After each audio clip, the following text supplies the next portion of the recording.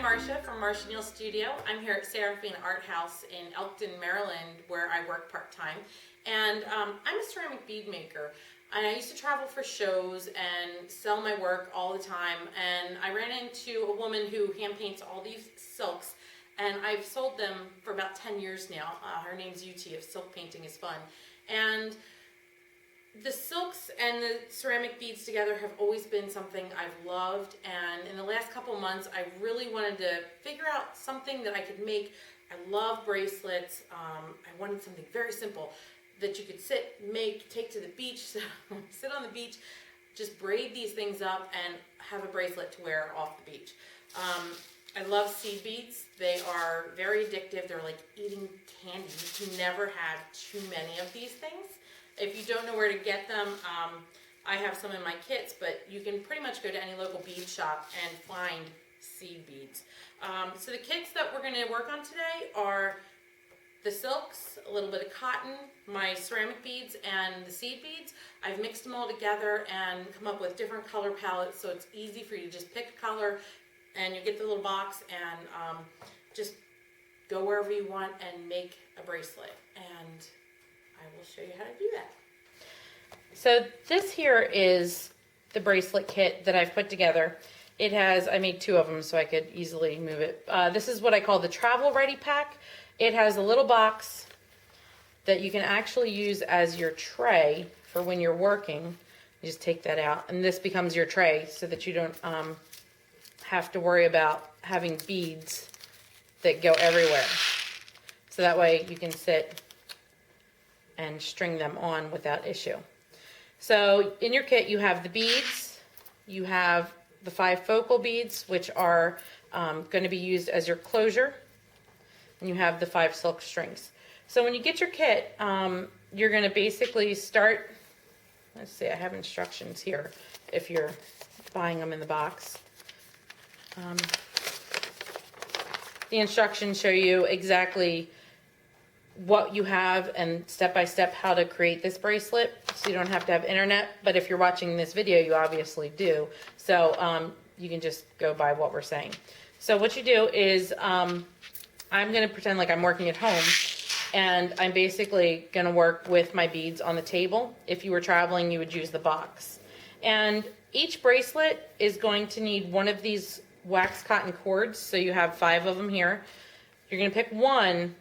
And the first thing that I do is tie a loose knot, just a real gentle knot at the one end, and then I go to the other end, and you can see that I've already cut, for all the kits, I've cut the string on a little bit of an angle. And what that allows you to do is when you pick up beads, you're going to pick up 50 of them, and not in a pattern. You want to kind of avoid patterns. You just want to pick up any colors that kind of get on there. And if you watch, I'm just gently, oh, I got 3 in a row. I really don't want 3 of the same color. I'm either going at the bead from the side, like this, or I'm flipping it like that and then putting my my string through it. So it's pretty easy when you get the hang of it. You don't want to pick up the bead and put it on. You will be here forever trying to do that. So try to practice, get the angle at the bead, and put it right through. String 50 of them on, and then we're going to get ready to tie our loop. Okay, so this is about what 50 beads looks like on the string, and the rest of them you're going to put aside till later.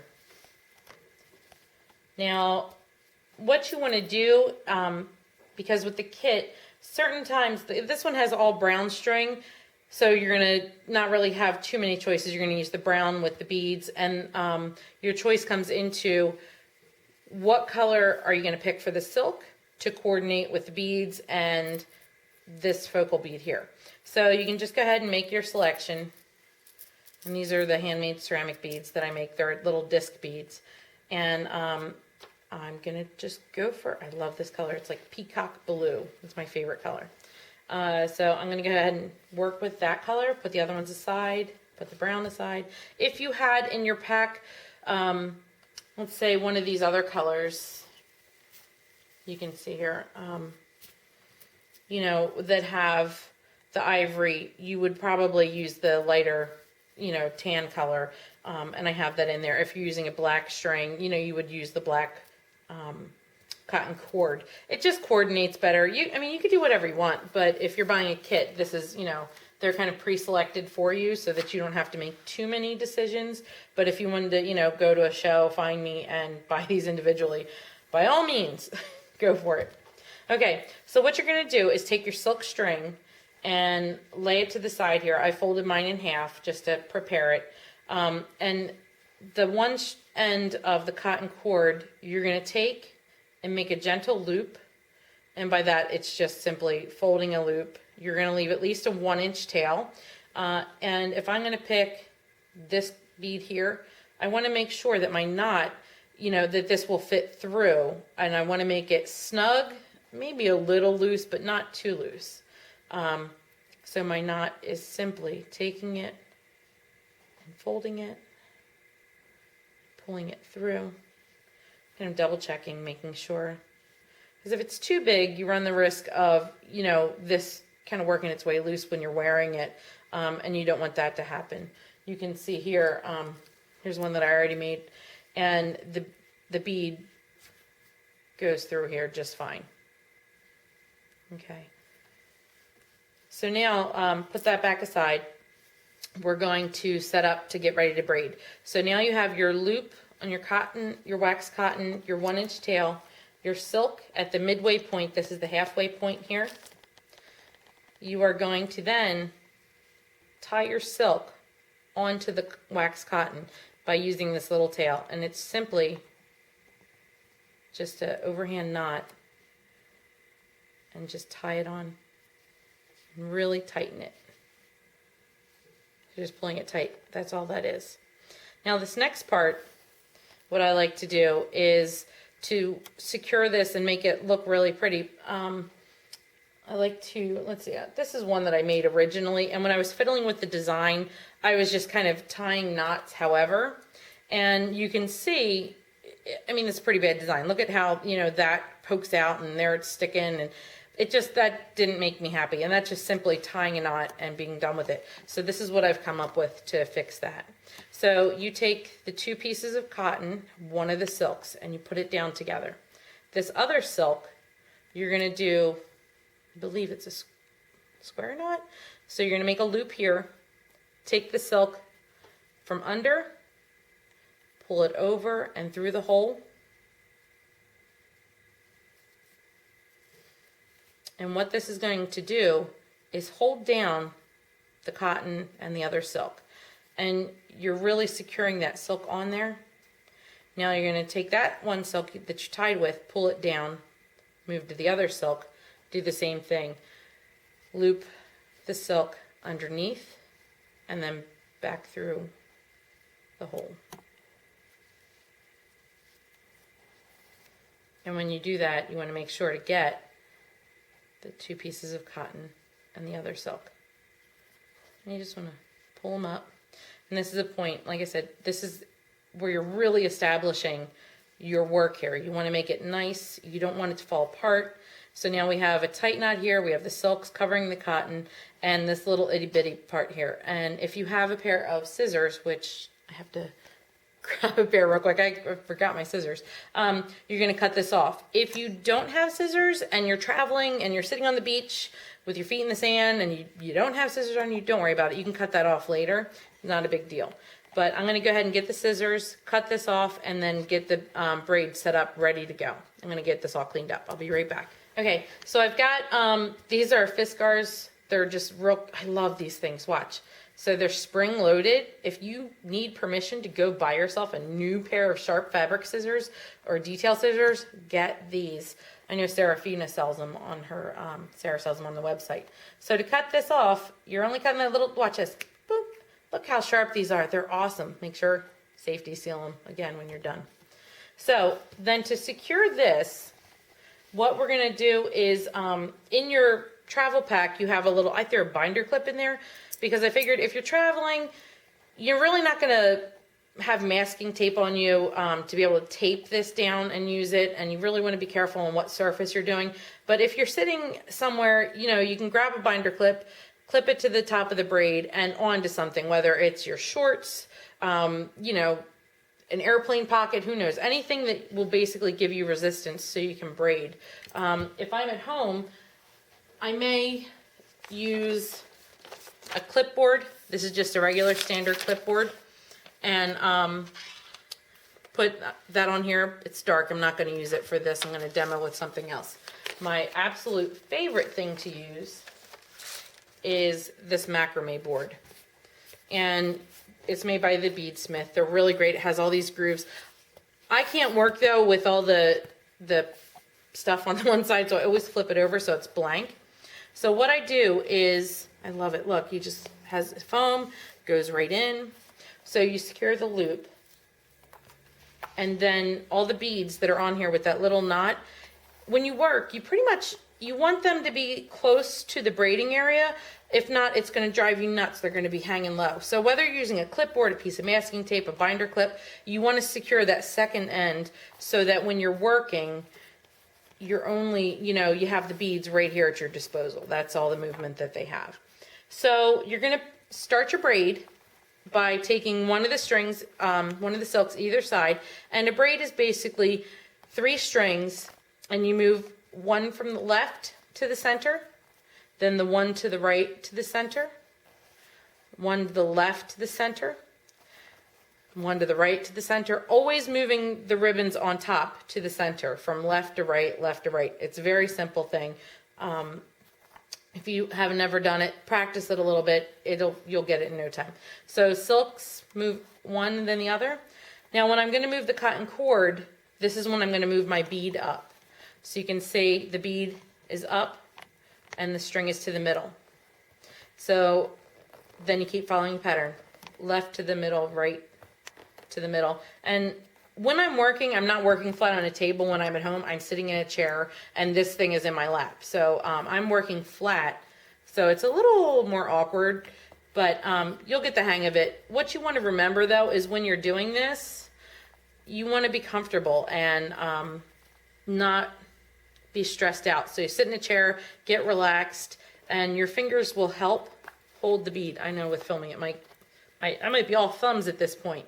So you're basically taking the bead, moving it up, and just braiding left and right.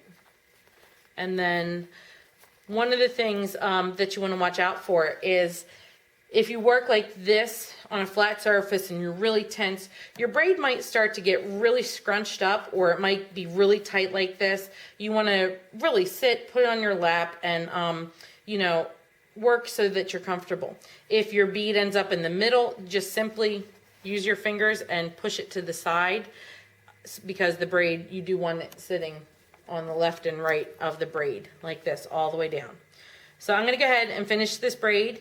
You want to get to a point, all 50 beads, you can braid it. At the very end, you'll have just braid left, and that's okay, because that's where we're going to end up putting our focal bead. We're going to measure it. Everybody's wrist is a different size, so we're going to measure it, put the bead on, and I'll be right back for that.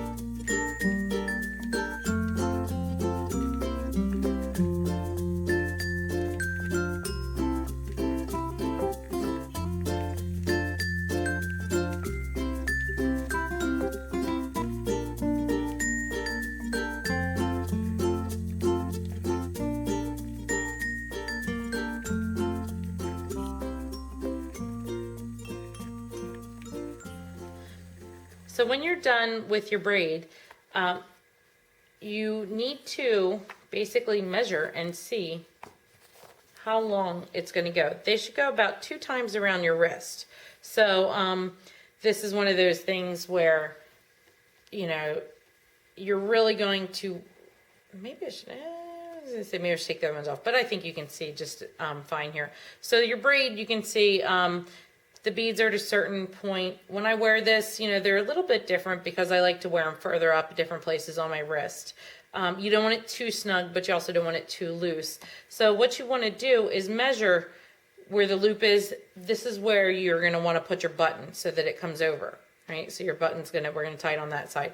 So right here, I'd say right in between these 2 buttons is about the ending point for my bracelet so that it's snug and loose. So at the same time, if that makes sense. So what you're going to do is unbraid those. Maybe take that bead off. Sometimes it's easier to work without the beads being on there. And then kind of quickly go back in. You can put your braid back on the board if you want. Sometimes your brain like, wait a minute. Over, under. Let's see. Okay. So I'm going to braid a little bit without any beads. And what this is going to do is just give me a consistent look. I think I need my board. I cannot braid without it. I need the tension. It's much faster. So, you know, having the end without the beads on it makes it easier because we're going to put a knot in here and then tie it on. So to finish this, what we're going to do is right where I'd taken those blue beads off, right here is where I'm going to put a knot with this material. So I'm just doing an overhand knot, and I'm going to work it up so that, see, there's that last bead there. The knot is going to sit right about there. And that's just a simple overhand knot. Now at this point, these silks, I'm going to have them to work with, and the wax cotton. So you have your beads on here. You're going to undo your knot. If you tied it really tight, you're probably going to need to cut it off. So leave these extra few beads here to the side, and you have some left over from your kit. You're going to want to find what side of the focal bead you want to be on top. And you're going to put your little thing. Some people like, I like the little extra bump on top. So I'm going to put my string from the bottom to the top. And then I want to pick, and this is personal preference here, I'm going to pick one of these other little beads to be the focal bead. So you could matchy if you want, or go bright. Let's say go bright. It's always fun to be a little more bright and cheerful. Okay. So then I put the wax cotton through the hole of the bead, and then I'm going to put it back through the hole of the disc bead. So basically what that's going to do is this little tiny bead will hold this big one on. So let's flip it this way. So now you have your braid and your 2 silks and the cotton. You're going to want to wiggle this down so that it really comes down and holds it.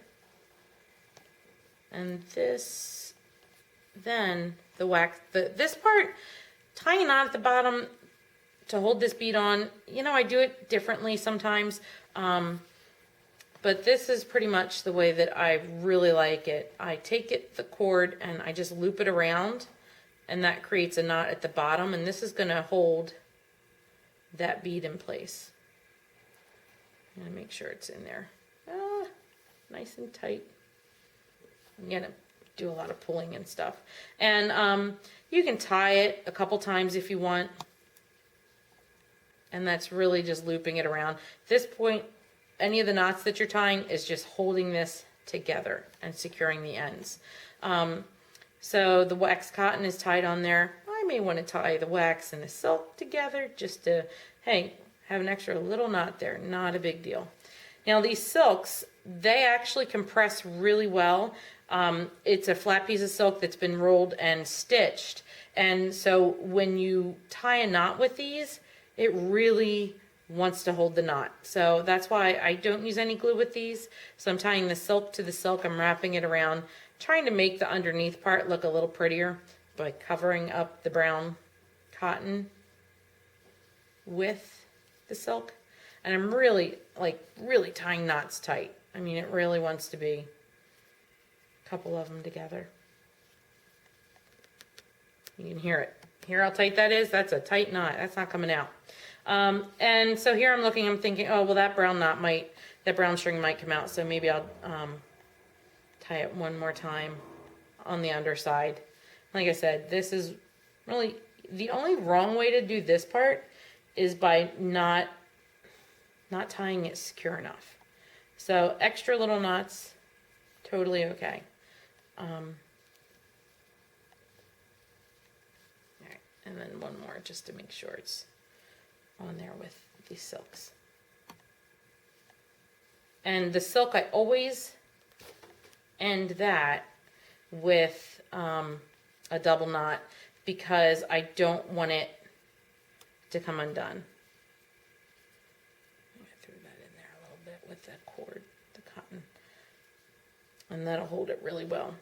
So then at the bottom underneath, this is it. This is the finale. Simply get your scissors, cut the silk, cut the cotton, cut the silk, in whatever order you want to do it. Just make sure you don't cut the bracelet. And there you go. So now your bracelet is, get those up there, ready to go. Wrap it on, around, and voila, new bracelet. That's it.